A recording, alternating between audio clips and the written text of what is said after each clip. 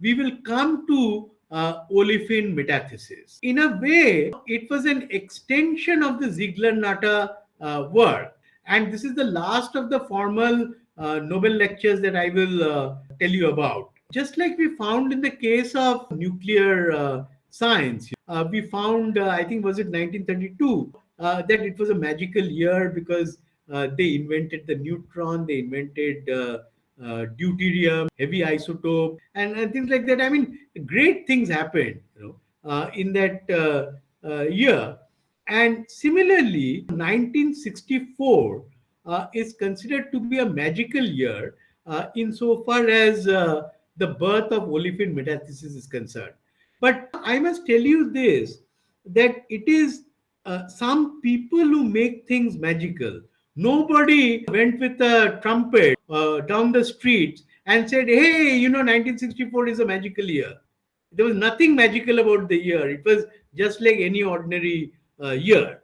But somebody made it into a magic. So we will discuss that. Now, magical because of three very, very interesting observations and compounds which were made in 1964. Let us look at that. The first was an extremely interesting work which was done by Phillips Petroleum. And mind you, this aluminium, you can see aluminium from Ziegler-Natta, not triethyl aluminium, alumina, but some of these things are interesting to make a note of.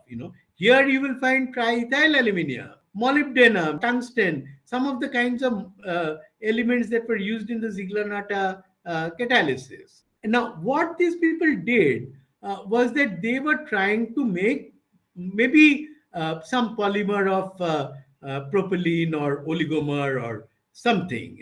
And what happened was that when they did this reaction under these conditions, something very curious happened. It disproportionated to form ethylene and butene. You can see what happened. And they were completely at a loss to explain that how something like this happened. Now, the second was Natta of Ziegler-Natta fame. Natta was basically continuing to do polymerization with the Ziegler-Natta catalysis. And at some point, Natta would have said in the 60s that, hey, I've always been working with propylene, ethylene, butylene, all straight chain stuff. What happens if we take a cyclic olefin? And so he took cyclopentene. I suppose what he was thinking he will get is polycyclopentene. No reason why perhaps you cannot make it. Maybe that's what he was trying to do. But when he did the reaction, once with molybdenum, once with tungsten, he ended up with linear polymers. In other words, the ring had completely opened up. And he got straight chain polymers. Interestingly, with molybdenum and tungsten, in one case he got the cis conformation, and in the other case he got the trans. But the magic was, how is all this thing opening up? What's going on? In that same year, E.O. Fisher made for the first time, it was something remarkable because we always knew that things like double bond, triple bond, etc., are things that you can make with things like carbon, nitrogen, after all, that is N triple bond N and C double bond C, ethylene, you can make acetylene, C triple bond C. But nobody had ever made a double bond with a metal. So that was made for the first time by E.O. Fisher, metallocarbene. So here is tungsten and here is a carbon compound, and you can see there's a double bond. They knew the double bond because basically from the crystal structure and from the WC bond length, they could figure out that it can only come from a double bond. And so they had made this. This is the other thing. See, these people had done all the synthesis. Now there is someone somewhere sitting and not really doing the any experiments, but maybe reading journal articles and saying, hey, is there anything that connects all these things up? Are all these things all unrelated stuff?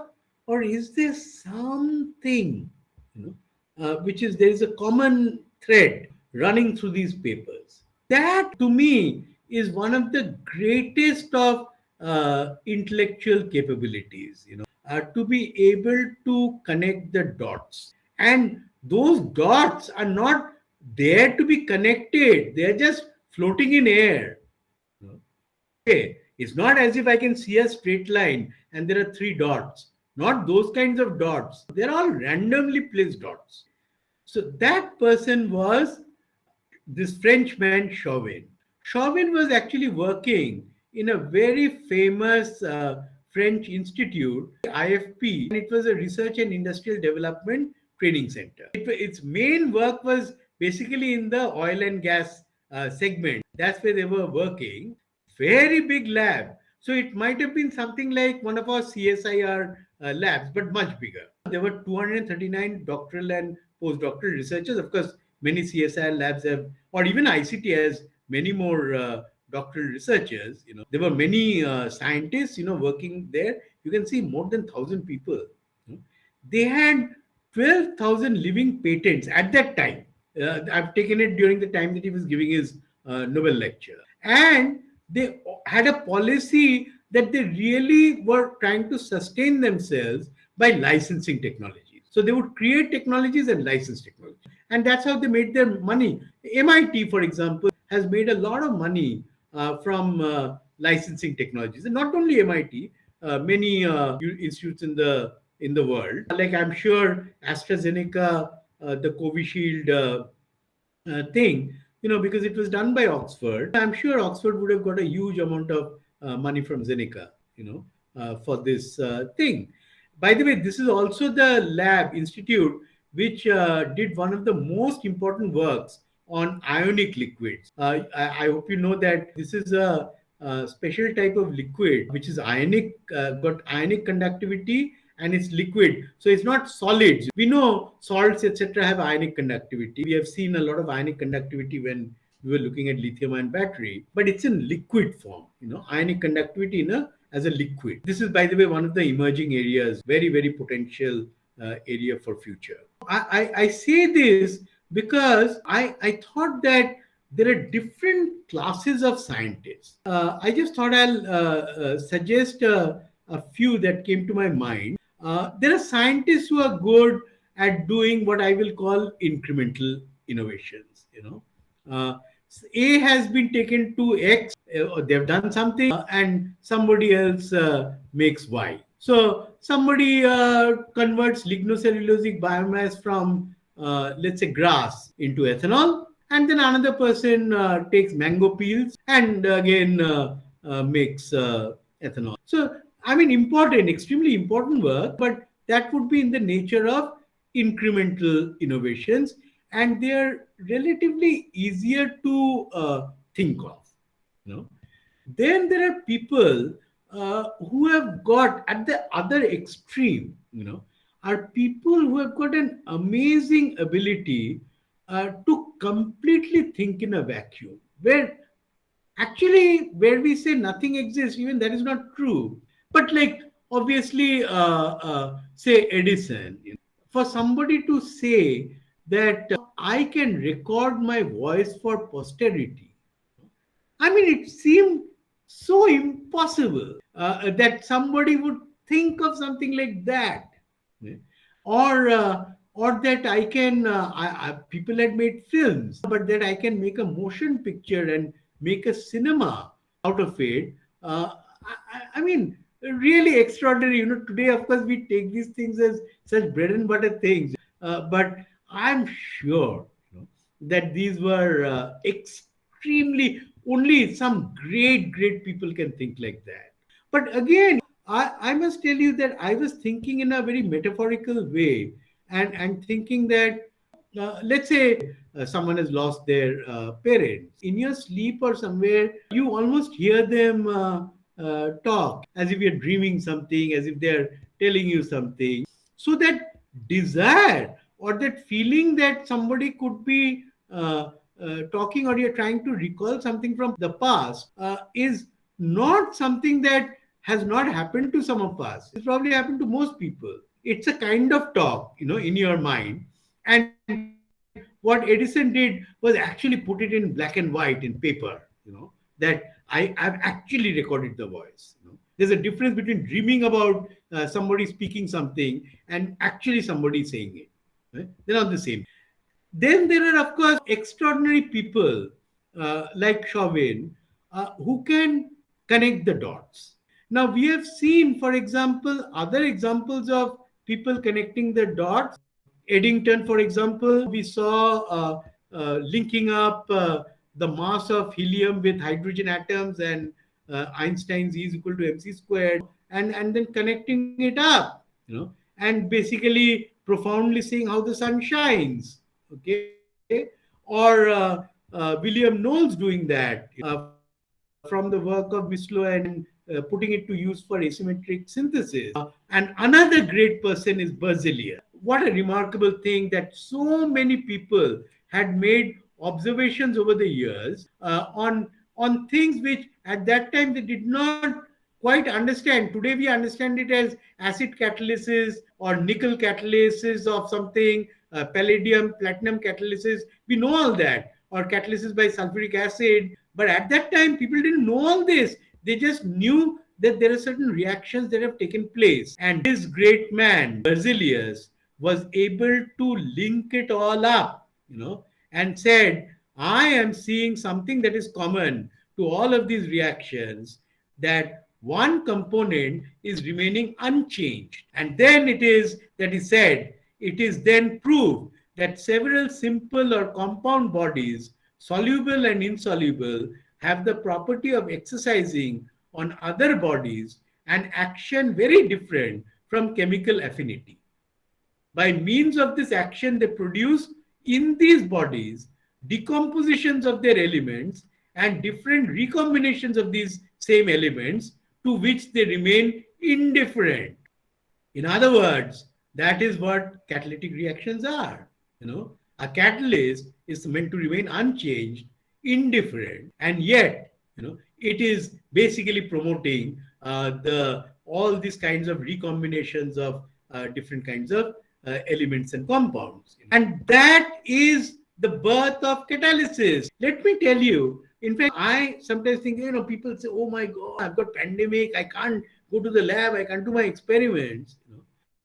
But if you have got all the journals, and like, let's say tomorrow, if some kind of a artificial intelligence tools, etc., come out, and you start scanning papers and look for threads of connection, maybe some of the next Nobel Prizes and great things will come out of things like that. If I was smart enough, I could have used the pandemic and sat at home and done great, great things.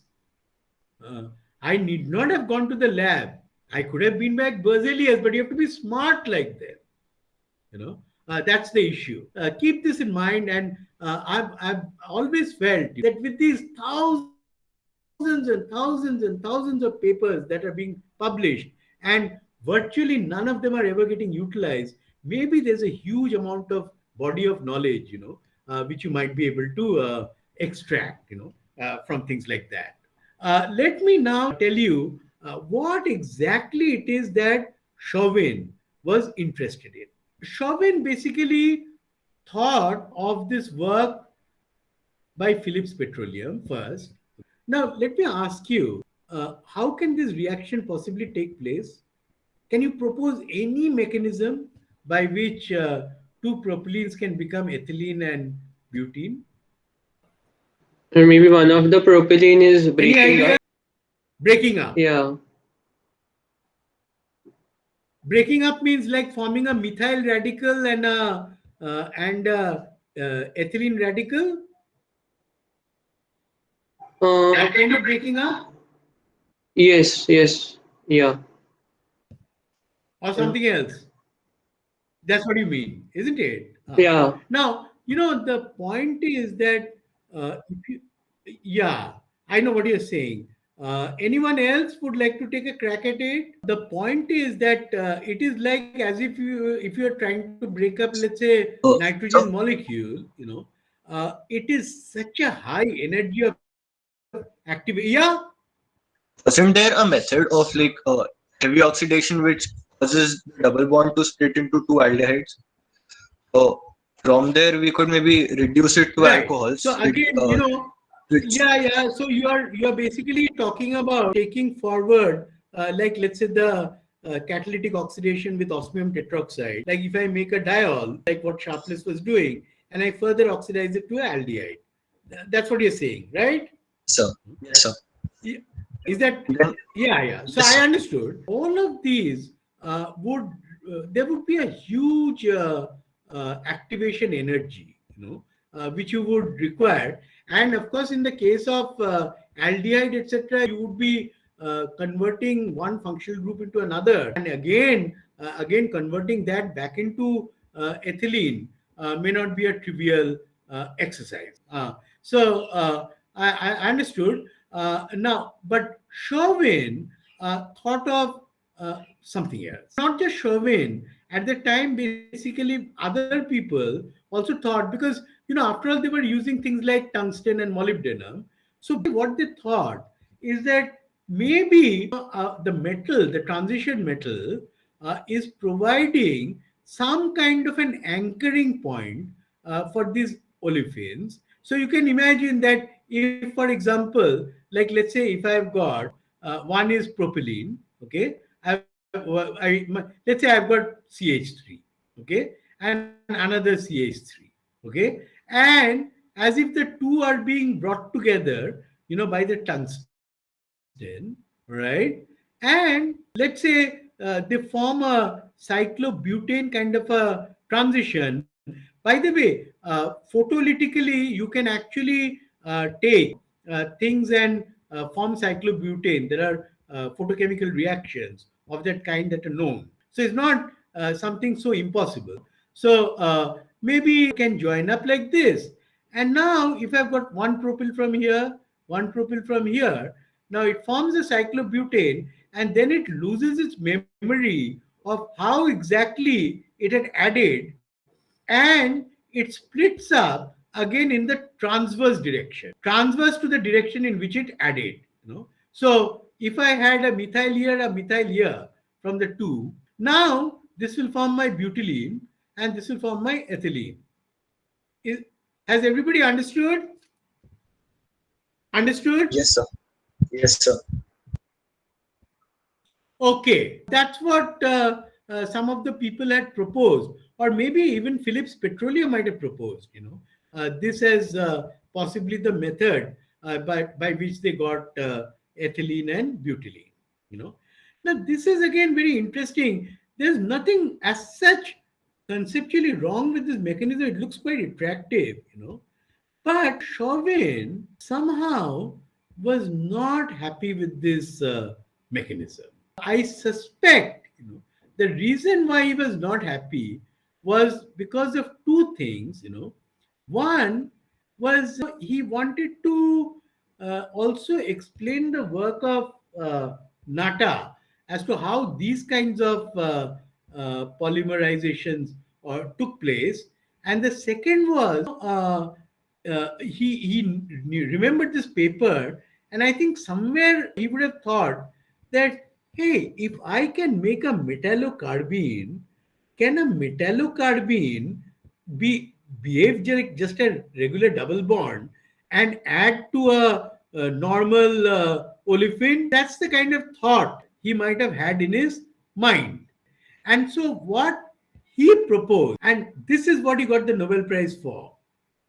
And let me also tell you that many of these great people don't always publish in Nature and Science. Maybe Nature and Science, etc., will not even accept the paper in many of these cases. They actually publish papers in the area of their work. It's now become absolute nonsense and very fashionable, to say I published in this high impact factor paper, etc.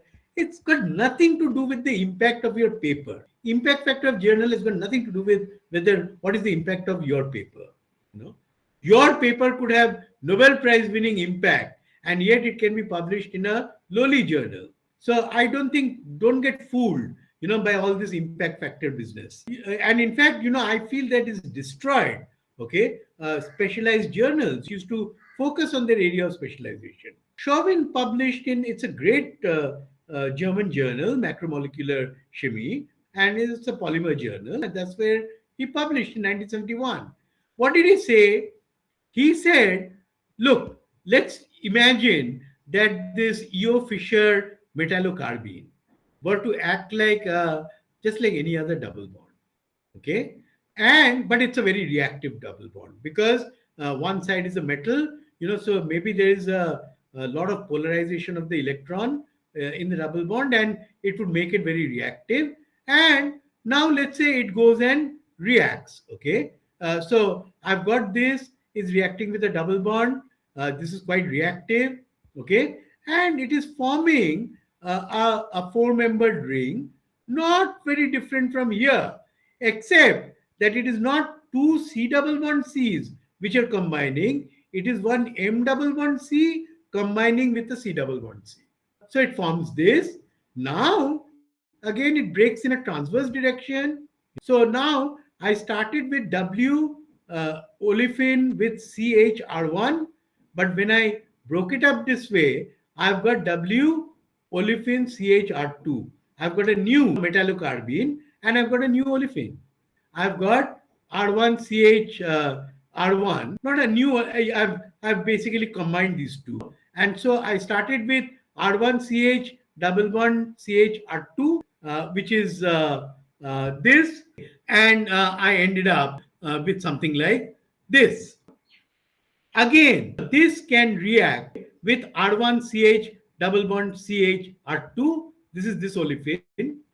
And again, I do the same thing. It adds this way and cleaves this way. And so again, what I'll do is that I'm adding one way, I'm disconnecting in another way. And so I'll get a scrambling of these olefins. He extended that work to polymerization. Very, very interesting. And he specifically took, like, let's say, the example of cyclopentene. So I've got W double bond CHR, and here I've got my cyclopentene or some other cyclic olefin. It's adding this way, and it is now cleaving this way. It's cleaving this way. It added this way. You can see how it added and how it cleaved. Now, when it cleaved, what happened? My ring has now become a chain, and I've got a terminal olefin here. This is like I've got a chain now completely, and I take this and react it again with another olefin like this. Again, it will break up, and again I'll get a W double bond CH, and I'm continuously now growing this chain, adding in one way, cleaving transversely. So he could explain the polymerization of Nata. It's absolutely amazing that he came up with a completely different kind of a rationalization. Remember, up to this point, it was all hypothesis. There was one hypothesis of how the olefins are disproportionating, and here was Mr. Chauvin proposing a different hypothesis. Did all of you understand this mechanism? Is it Yes, clear sir. to everyone? Yes, Yes, sir. sir. Everybody has understood, right? Wonderful, because you all are so bright. Simple for you all. I hope you can see what he was trying to propose. Now, remember, just like we said at the time of the great work which was done by Eddington, and it was a hypothesis at that time that how the sun shines, and then it took many, many more Nobel Prize winning works to convert it into a proof that yes, indeed, in the sun, that's how the sun is generating energy. The man who did that in this particular case is this person, Robert Grubbs. By the way, Robert Grubbs, I think you all were either in your first or second year at that time, that Grubbs was awarded an honorary doctorate by ICT. Grubbs is one of the others who got the Nobel Prize along with Chauvin. There's a third person, Schrock.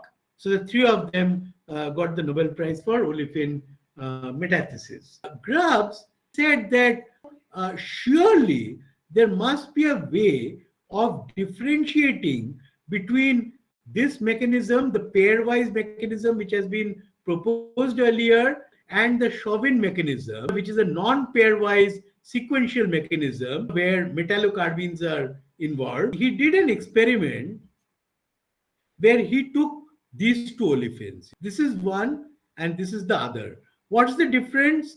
They're the same, except that in one case, the end carbons were deuterated. These hydrogens are D2, and here it is H2. And so, why did he choose this particular system? Because if I do olefin metathesis and let's say I add these and then it splits up, what will I get? I'll get an ethylene and I'll get cyclohexene. Cyclohexene is one of those olefins which is kind of inert, and once you form cyclohexene, it does not participate in the olefin metathesis reaction. So it becomes easy then to study what will be the distribution of these kinds of molecules. Like over here, when I do, I'll get this. But remember, if I now react this with another, I'll end up with something else, because I can react this with this. It need not only react like this, I can react this and this. So there are all various very interesting ways in which this kind of reactions can take place.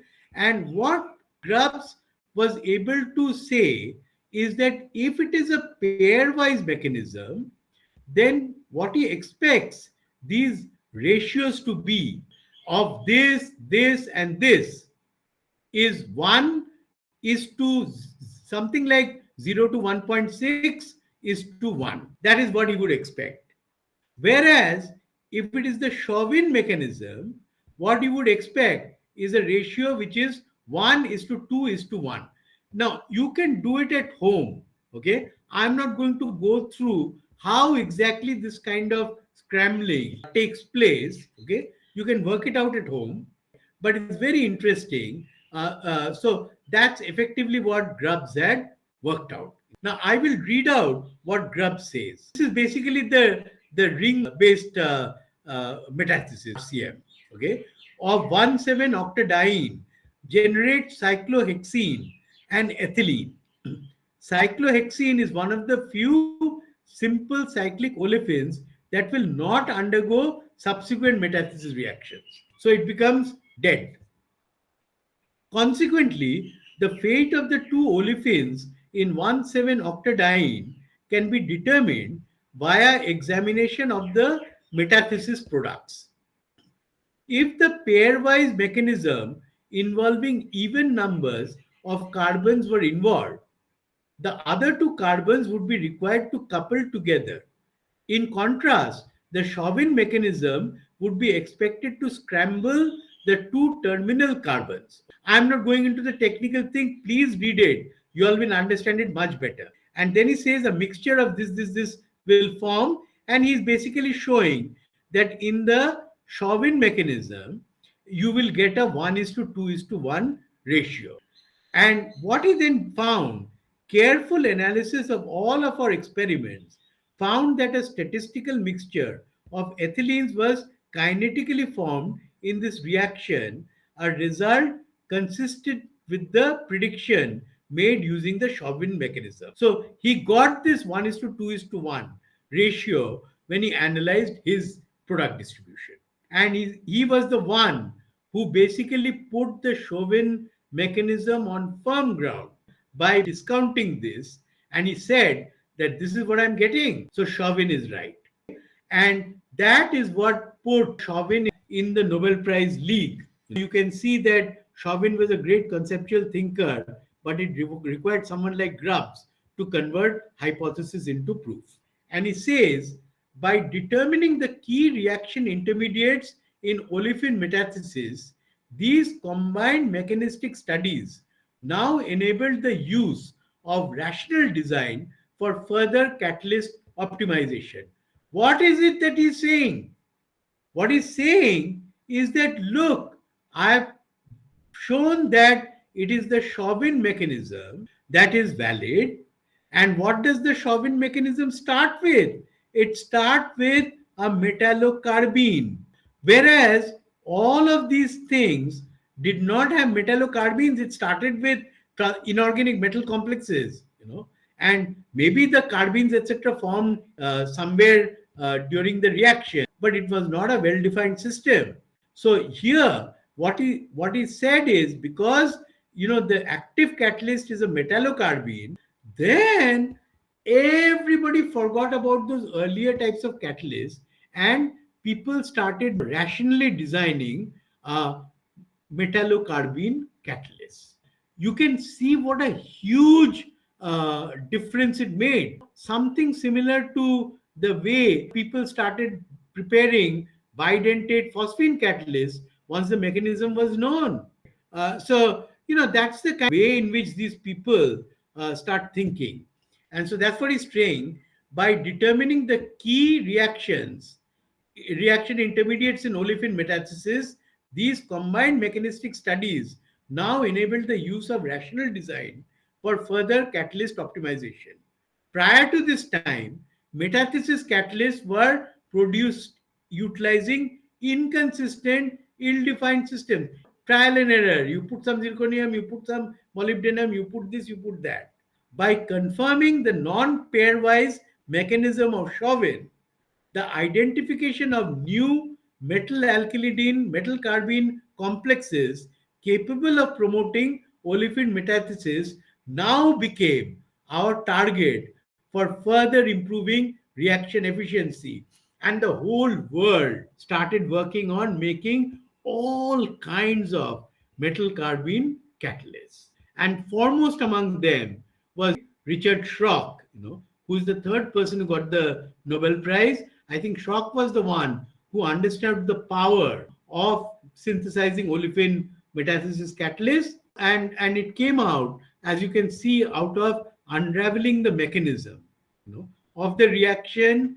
And it is not very different from the way great riches were reaped once people had unraveled the mechanism of the Wilkinson catalyst, or many other such examples that we have come across in the course. This is what Grubbs says in his lecture. I'll quickly read it out.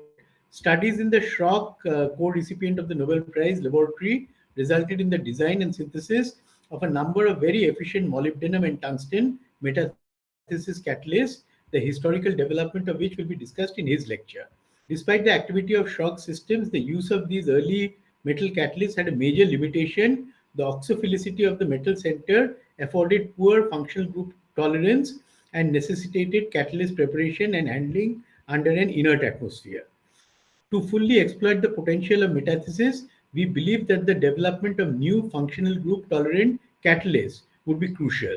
So you can see it was all about how to make things easy to implement so that the catalyst can be prepared easily and also that it can withstand other functional groups which are present besides the olefin. This is where I think Grubbs did a wonderful piece of work.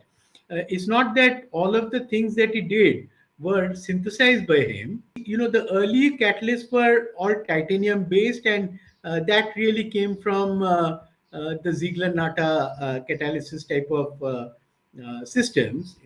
And then there was, of course, tungsten and molybdenum. And Grubbs's contribution was that he introduced, instead of these metals, he introduced a ruthenium. But in all cases, you'll see it's a double bond metallocarbene. All of them are metallocarbenes. Okay. And then he did a wonderful correlation. Effectively, what he was able to show is that in the titanium system, the catalyst is least reactive towards olefin. And what will react are mostly acids, alcohol, things like that. In the case of tungsten, it moved up a bit. In the case of molybdenum, it still moved up higher. And in the case of ruthenium, that was the remarkable breakthrough, that it was the olefin, which exhibited the highest reactivity. And that's what we wanted. It's after all, olefin metathesis. You're not trying to do anything else. So this was a massive breakthrough, that the functional group tolerance basically shifted from the left to the right. Of course, there was a compromise, and that compromise was that the activity of the catalyst basically was higher as one went to this in this direction. But then, if I have got other kinds of groups and that will create a problem, then whether I have activity or don't have activity doesn't matter. It's not going to be that useful. So there was a compromise, but this was the big breakthrough, that the selectivity towards olefins was the highest, and that's what he says. Ruthenium's preference for soft Lewis bases and Lewis acids, such as olefins, over hard bases such as oxygen-based ligands, is responsible for its high tolerance to air and water. And amazing. I mean, they could make these catalysts with no special precaution. It could tolerate air and water. And this is also very interesting, that we encountered, the switch from, let's say, rhodium to ruthenium in the case of the Noyori catalyst. And here again, you can see a shift from the things like tungsten molybdenum to ruthenium. And again, we also found this actually in the very improved catalyst for ammonia synthesis at low temperature, where the Japanese had used ruthenium catalyst. So, I mean, I'm just saying that, there are some interesting trends which may or may not have any correlation, but is nonetheless interesting to note. I just thought I'll put this because to me it seems that initially when Grubbs was doing his work, he had a quest for understanding because he deuterated the things and he was able to prove Chauvin's mechanism. So he obviously had a desire to move in this direction, of quest for understanding. But at the same time, he took advantage of all the variations of a theme or supporting evidence which was available, things like the data on the titanium, tungsten, molybdenum, and was able to correlate it, things like, the way Berzelius or others did, and was able to therefore move more in the direction of quest for understanding. It's nice to look at this quadrant and see how exactly things have shifted. And of course, he had a strong group of researchers working with him, Grubbs, And the first thing, catalyst, which was very successful, which he talks about, was this ruthenium catalyst, the ruthenium metallocarbene. But later on, what he did, and this was known, it's a very famous catalyst known as Sonbin catalyst. Sonbin was the person who was working with Grubbs.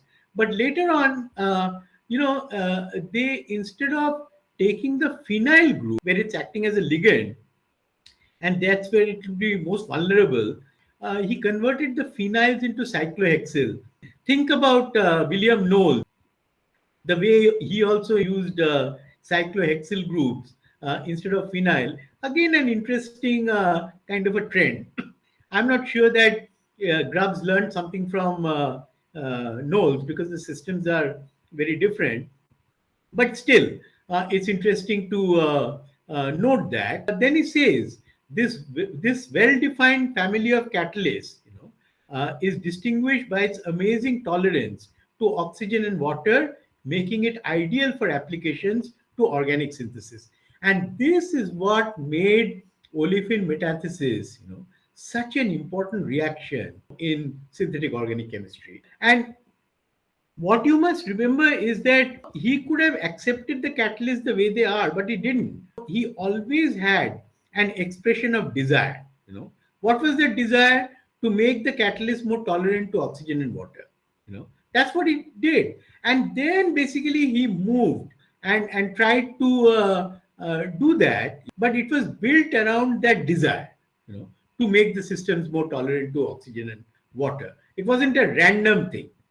So keep this in mind also. Even if you're not able to accomplish something, it should not constrain you from expressing your expression of desire. What is your desire? And even if you can't accomplish it, someone else might. But I think that that's very important, and that's another thing that I want you to learn from the innovation course, that please do not be constrained, at least to express your desire, you know, and don't link it up with the reality of whether you'll achieve it or not. Okay. Now let us look at the kind of astonishing things that he was able to do, or not he, but people who use the Grubbs catalyst, what they were able to do, which earlier would have been unimaginable. Like, one cannot imagine that you have one olefin here and another olefin so far removed, and nobody earlier had any means of, let's say, linking them up. But that's what you are able to achieve with the metathesis catalyst. So he could actually link them up over here and ended up making this hepatitis C drug. Once you know that these kinds of chemistries are within your reach, then what you can and you can see that what you're really doing is that you are linking up these carbons and it will release an ethylene. That's the metathesis which takes place. So you can then design the approach that you will take towards making a drug which otherwise you would not be able to contemplate. You'll probably otherwise have started from something like here, and it's not easy to imagine that how exactly they would do it. And look at this, they could make it in kind of 400 kg scale, such a complicated looking reaction, and in an extremely simple manner. Take another case, again, two completely uncorrelated olefins which were brought together to make this ring, again by similar kinds of chemistry, where this and this got linked up. So you can imagine 1, 2, 3, 4, 5, 6, 7. Okay, so there are sorry, 1, 2, 3, yeah, with the nitrogen, 4, 5, 6, 7, and you can see 1, 2, 3, 4, 5, 6, 7, which means that it linked up here and here, and you kind of it split apart and released an ethylene. Is it clear how exactly it happens? So amazing, that the metal catalyst was able to bring these olefins together, and then through the Chauvin mechanism was able to achieve something like this. Another, making a steroid like molecule, a very, very complex thing. Again, he was able to connect these up, and release an ethylene, a natural product. Okay. Again, a wonderful thing. And you can see that I can make this part of the molecule, I can make this part of the molecule, I can connect them up by forming an ether. And once I've done that, then I do the metathesis and link this up. So again, a very great example. Take another case, and this would be very important, like let's say for surface coatings and oils and that kind of thing. Like you take oleic acid, okay, and suppose now I take ethylene along with the catalyst, So what am I actually doing? I'm actually like, let's say, if I were to think of the ethylene coming this way and I'm doing a metathesis, so I will ultimately end up cleaving this double bond. This part will be just like a hydrocarbon, it could be a synthetic oil, and this part would be a fatty acid with a terminal olefin, which would be extremely useful in things like making surface coatings. So that's very interesting. Alternatively, if I don't put the ethylene, two molecules of this can combine. I can have a metathesis with the olefin of another molecule. And then what will happen is that I can actually cleave it, almost the same way as the Phillips petroleum propylene going to butene and ethylene. So something like that. So over here, I will end up forming a diester, and on the other hand, I will form a linear hydrocarbon with a much longer chain. And once you can do that, then you can make polyesters which can go into all kinds of polymerization protocol. And so again, these are you can see straddling from drug synthesis to things for surface coatings, very very different applications, but they were able to achieve these. Okay, so with that, I come to the end of olefin metathesis. I just thought I'll ask you whether you have any questions. Is that clear? Sir, I had one doubt with this. Yeah. So like in case we have like only like let's say a stoichiometric quantity of the catalyst, but we have two different locations of possible metathesis. That's a very good question. What you will have is that there will be a distribution of products where it could well be that could be one of the complications of the olefin metathesis, that you need not necessarily get one product. You'll get a distribution of three products in that 1:2:1 ratio, as Okay. predicted by the Chauvin mechanism. So Okay. certainly that is something to keep in mind. Okay, you're not going to necessarily get regioselectivity, by Okay. this Okay. method. Okay, but you could also, that can happen, but then that's a very good point. That you can end up getting non-regioselective metathesis.